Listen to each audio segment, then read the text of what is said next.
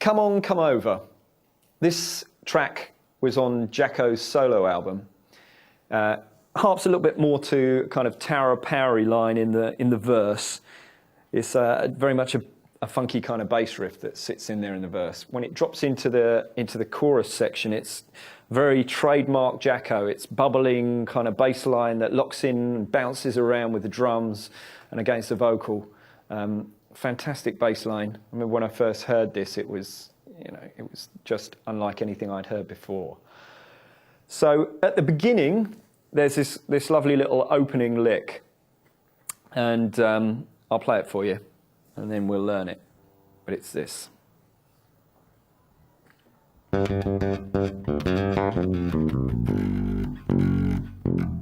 Okay, so what we've got is there's a little trill in the middle. We're starting on a G, which is the 5th fret on your D string. 1, 2, 3, 4, 5 notes on it. And then we're kind of sliding from the 4th fret up to the G, and playing a B flat on the top, which is 3rd fret on your G string. There's a little dead note in there as well, I think. So it's. Can you hear that? It's like I'm not fretting anything. I'm just playing a dead note with this finger. It's over very quickly, but it's in there. You can either hit it on the D or the A as a dead note. And then we've got that slide up to the top note there. This is where the little trill comes in. It's from an F to an F sharp to an E flat or a D sharp, which is F 3rd fret D string up to the 4th fret D string, back down to the F again, 3rd fret, that's your trill. And that's 6th fret on your A string.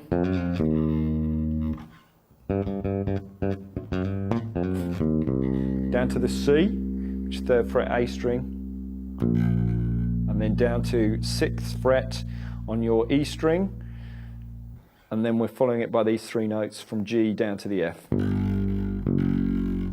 3, 2, 1.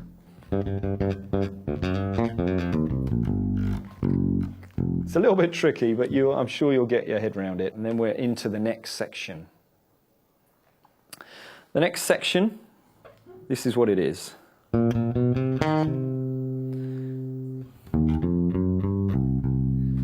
Now this takes up most of the verses, so this is nice, easy. Once you've dropped into this section and you've learnt this bass line, it just locks into the drum part.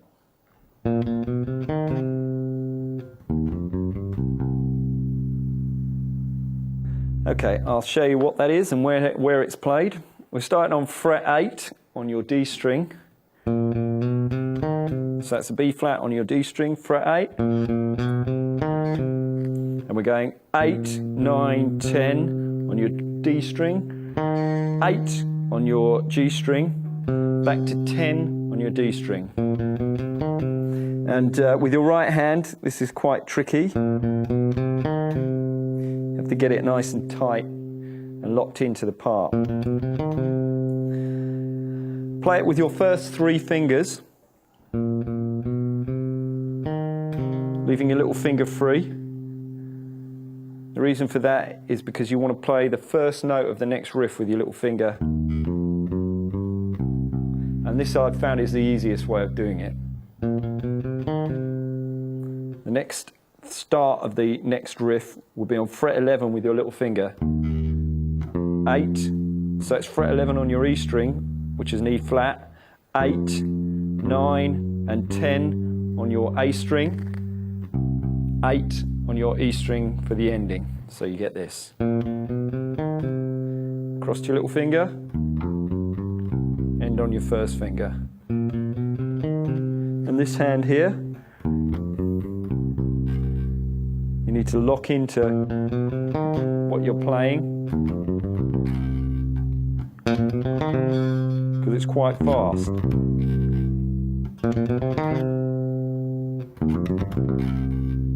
Okay, that's the verse riff. That's nice and easy. You can kind of sit on that once you've got it sussed. In total, we have 8 bars of riff before the vocals come in. If you're playing with the record, if you're playing with the playthrough, it's basically 8 bars of bass line, dropping into 16 bars of where the vocals would come in, with a stop at the end of 2 Cs, which is this 8th fret note. And that's 12 complete bass riffs before it drops into the chorus. I'm calling this a complete bass riff, is this. So that's a complete bass riff. So you play that 12 times, or you play 24 bars. That's what it is, total of the bass riff before it drops into the chorus.